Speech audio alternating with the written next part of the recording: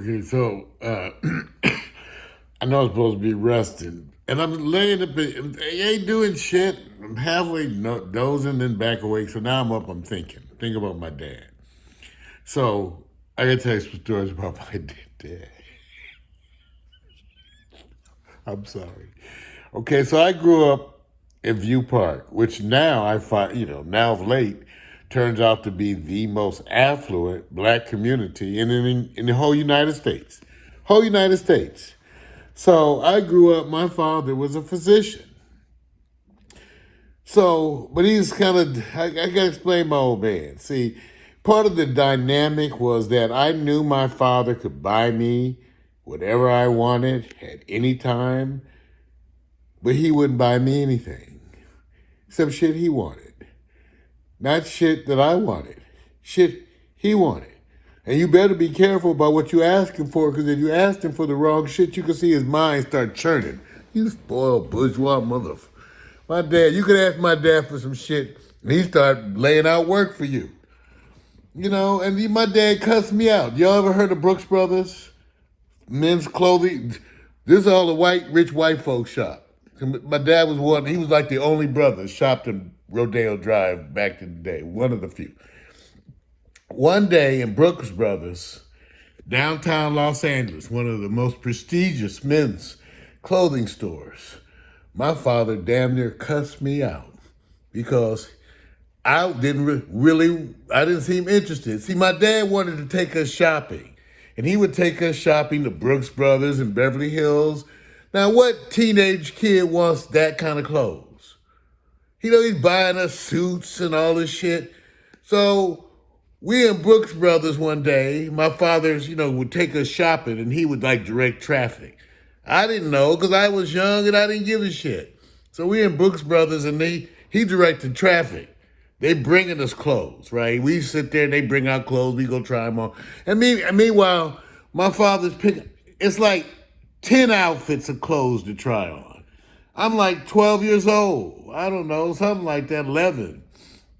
Anyway, I guess I didn't have the right attitude. My father looked at me, he said, "Am I boring you? Am I boring you up in this expensive ass motherfucker? And I'm up here buying you clothes? Am I wasting some of your goddamn time?"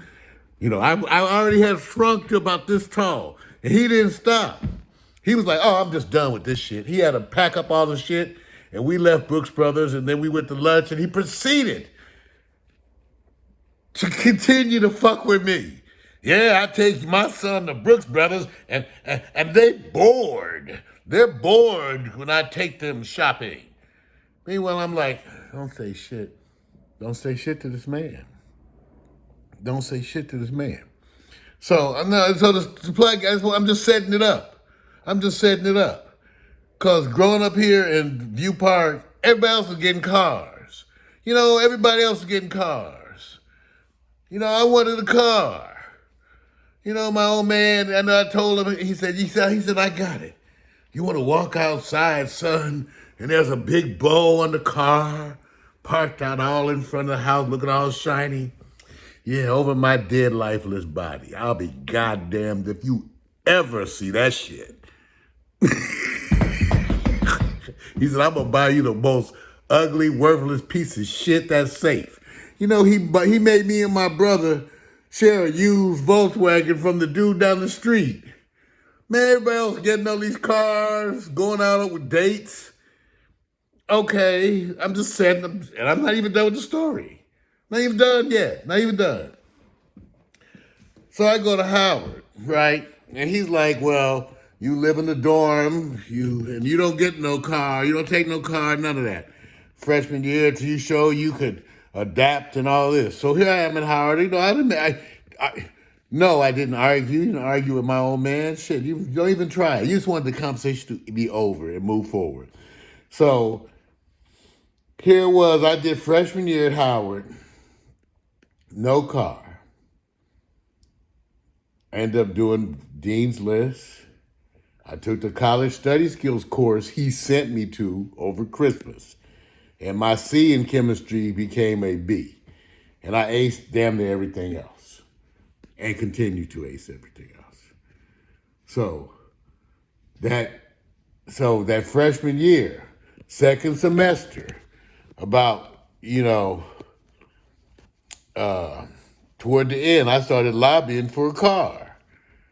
Like I told my old man, I said, cause he had an ego.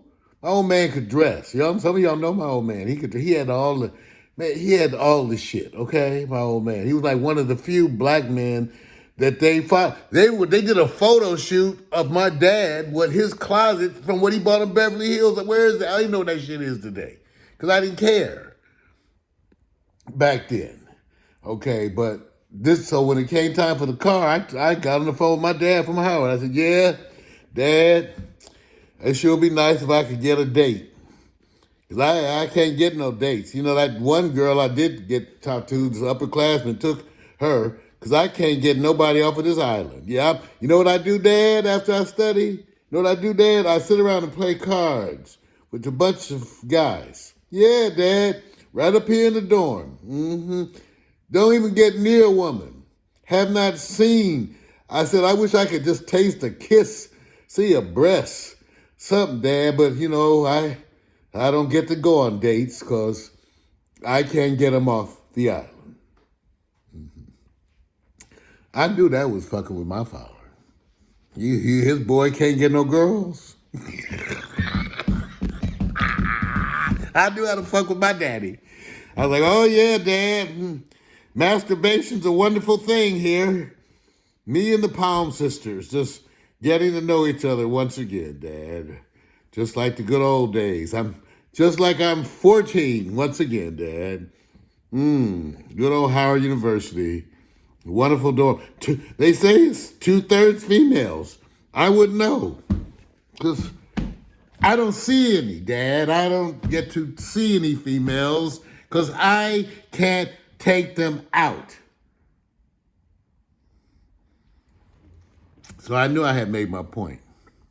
So come sophomore year, when I went back to Howard, he said, okay, you can get a car. So I get there early. I go out shopping, and I tell the salesman, comes up to me, hello. I said, yes, sir. I'm here to get a car. If you would please call my father here in Los Angeles. He explained it. I gave my dad's number. So next time he come back, whatever I want, yes, sir, we can get but I knew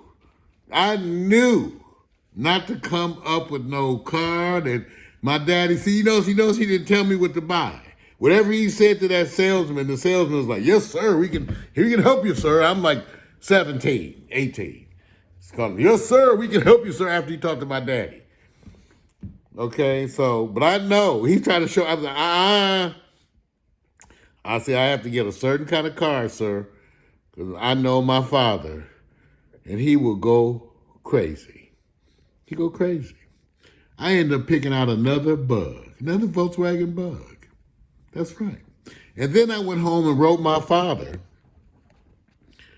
a long list of what I needed to be successful in the dating world. Because this is the only way you can appeal to my father. I made a list. Let me tell you, I budgeted. I said, Dad, if I go out 5 times a month, now, I don't need to go out twice a week. That's once a week and one extra. I later on got to include like 6 times a month. I said 5 times a month, Dad. If once a week I could go out, and I gave him the budget for a movie for 2, popcorn for 2 drinks, sodas, and a box of candy. Then I said, Dad, and the parking. And then I said, if I take the young lady to Sizzler, I had a list of places, IHOP, Sizzler,